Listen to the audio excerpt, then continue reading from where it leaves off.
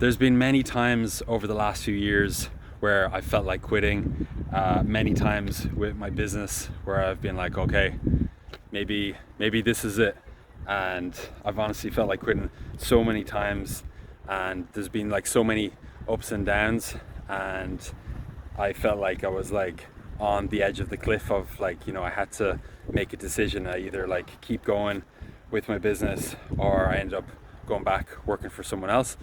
which is obviously something that I never want to do. And with the training side of things, and my own personal goals, there's been so many days where I've been like, oh, I don't want to work, I don't want to train today, I don't want to go to the gym, I don't want to do a session. And there's been just so many days like that.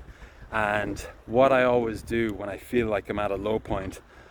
I'll just be like, okay, I know this is tough, like in my mind, I know this is tough, I know we're going through a bit of a rough patch, but like just keep going and just don't stop. And honestly, I think that's like, if I was to boil it down to one thing over the last like 5 years of being self-employed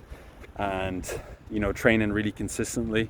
over the last 10 years, on those low days I've always just been like, no, just keep going, I'm gonna just do the best that I can, I'll just do one or two positive things today and just keep going and just don't stop. And literally just a lot of like reinforcement like that, and always coming back to my whys as well. I have 5 or 6 really strong reasons why I want to be self-employed, why I want to train on a regular basis. And yeah, that's just something that I wanted to quickly share, because